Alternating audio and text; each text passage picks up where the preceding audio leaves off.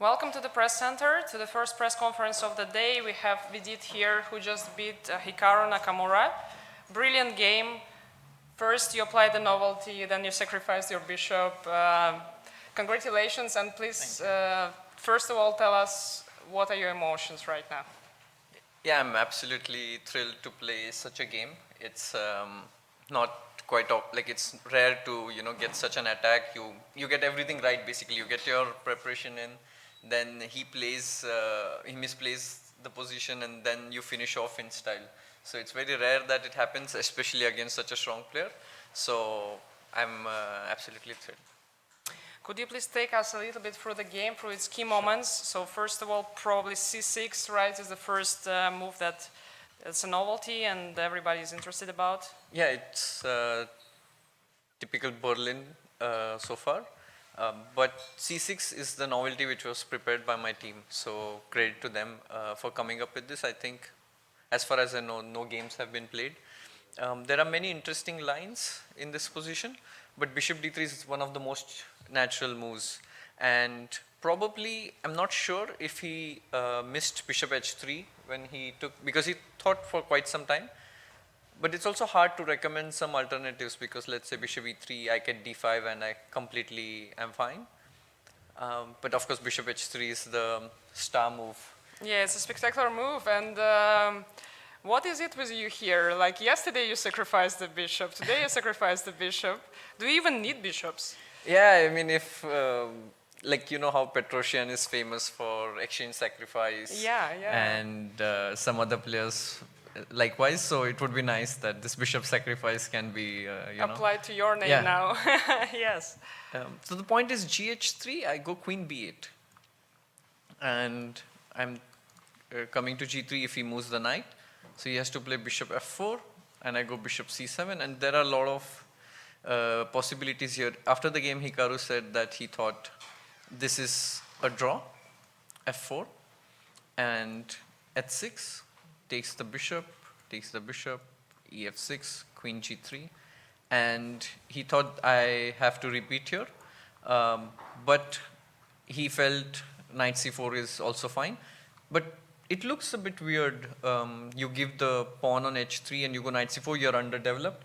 That's why I spent a lot of time on the next few moves, because I wanted to be precise. Because for example, there is a trick like queen c7, it looks like gh3 is not possible because of queen g3, and if you take on b6, there is knight g4, g3, and then I take with the queen here, and he's losing an exchange. So there were a lot of lines like this, but of course he has e5 here, and that's why I did not play. Bishop g4, there's another very cute line that after bishop e2, I take on d1, takes rook d1, knight e4.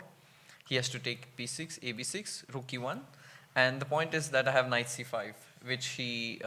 yeah, so let's continue. So when he rook takes, e7, you can play knight b3, yes. And takes the knight, rook a1, and he can't really defend his minor pieces. So this is winning. So he had to play queen c2, and here I spent half hour because I was really confused if I should play knight g6. It's a pity to give the bishop, but my point is that I have lead in development. I'm getting knight e5, and his king is a bit weak.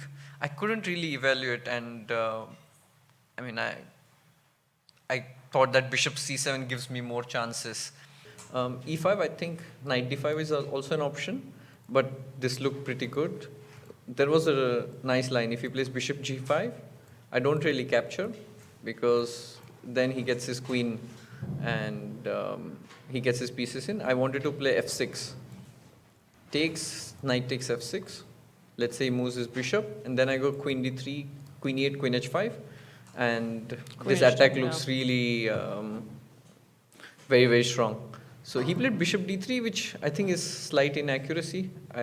Maybe he should have played bishop e4. That's what we discussed after the game, like this position. But I mean, I'm getting all my pieces in the attack. I really liked it. But bishop d3 was a slight surprise. b5, because now I have to really exploit this inaccuracy. Knight e5. Maybe knight g4 was the last chance here, because Knight takes g4. I'm trying to play queen d6, f5. I don't know. Bishop e2, I have queen d6. It looked really good. Yeah, it looks crushing actually, yeah. And in the game, f4, bishop b6 was the cute move. The point is fe5, knight d5, and he can't really defend this. Takes, rook f8, queen f8, and my threat is to play queen f4, queen h6. I guess only move is queen e4, queen f2, queen g4, and probably just bringing the rook, first giving check, bringing the rook should be fine, but worst case, I could even capture this rook, which was a bit sadist, but so you have a possible. choice even, yeah. And okay, it's just lost, but he kept fighting. Queen g5, and yeah, I mean, the rest is pretty easy, but I just wanted to make sure that I don't give him counterplay in this time scramble. There are multiple ways to win, like I can even take and knight c2, but with such a king, I thought I should go for it. He cannot really play queen h5 because I take and rook d1 is mate, and knight d2 is met with knight c4. So yeah, he resigned because king b2, knight g3, and he loses in exchange. Yeah, this is an absolutely brilliant game. Yeah, I'm quite proud of it. It gives a bit of vibes of Levon Kramnik from 2018 candidates. It was Berlin and there was an attack from black side, so similar. Can you already say that this is one of your best games in your career? What would you say? Or probably from the importance of the tournament and opposition, yeah, it's one of the good games. I don't know if it's the absolute best, but definitely I'm proud of it. Did you already maybe receive some congratulations from your peers or from fans or from somebody? I mean, from Hikaru, because he said good game, so yeah. Oh, that means a lot if your opponent acknowledges that the game was great. Yeah, it's nice of him to do that, yeah. Do we have the questions from the journalists? I'm sure you have plenty. Who will be the first? Anna, this side, please. Hi. Just the microphone, okay. Hi, Abhinav Suresh from US Chess. You had a disappointing tournament in Prague, and somehow you managed to bounce back not only with a spectacular game yesterday, but a sparkling victory today. Can you talk a little bit about your mindset in between these two tournaments, and especially how you felt confident enough to go for a critical variation in this game? Yeah, during the Prague tournament, it was a bit depressing. I had a streak of bad games. It was not easy at that moment, but probably it also taught me a lesson on how to handle such games or such difficult times. So initially it was tough, but then I probably took it as a learning lesson. And this game, it was, it's one of those games where everything goes right from the beginning. Your prep comes in, he makes a mistake, and then you get a brilliant looking attack. So, I can't really add much to it now. Yeah. More questions? Yes, please. Vidit, is this the beginning of a long winning streak that we have seen of you before? I hope so. It's a good start, and 2 black games in candidates to start with is not easy. So definitely it gives me a momentum which I can build upon. But I'll say the most cliche thing, but it makes sense. I'll just take 1 game at a time. It's too early to speak about streak. More questions, please. Just we need to pass the microphone. Okay, so it will take a little time. Okay, Sagar. Hikaru is known for his defensive skills. At any point were you sort of worried that, because you might have understood that you are better, so what was going on in your mind? Yeah, for sure. He has escaped so many bad positions against me.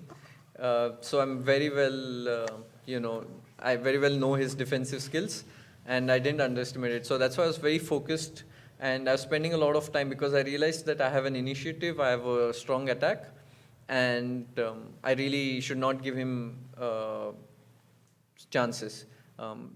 The thing is, even for Hikaru, this position was tough because his king is under direct attack and my moves are pretty easy. Once I get my f5, I think my moves were just pretty easy. Bishop b6, knight d5. So it was hard for him to resist there. But definitely I was very focused. I knew that, especially even when he went this king f2 and rook h1, there are multiple ways to win, but I thought I should go for the cleanest way, bishop e3, and just give him no counterplay at all. So that played a role here. More questions, please? No more questions? Okay, we have one more question from Ulrich. What are you doing later today? First, probably I should treat my team because they came up with this beautiful idea and it worked out well. So probably some nice time with them and then plan for tomorrow. But definitely I'll spend some quality time with my team. I have one more question about that. So you say that your team came up with this novelty. Is it some particular person, or how does this happen? Somebody just proposes the move and then everybody analyzes, or just it's a work of one person? I would actually not delve too much into the details of, Okay. It's a bit provocative, of how yeah. the team works. Yeah, it's a bit too soon. I'll wait for the tournament to finish and then get into the details of how the team works. Okay, fair enough. One more question I think we have. Probably today is a time to reveal your hidden Dutch second. Was it him? See, some mysteries are good, There has to be some suspense in, but I can say this one is not him. But I'll keep people guessing. Any more questions? And I think with that we congratulate you once again. Thank you for coming. Thank you.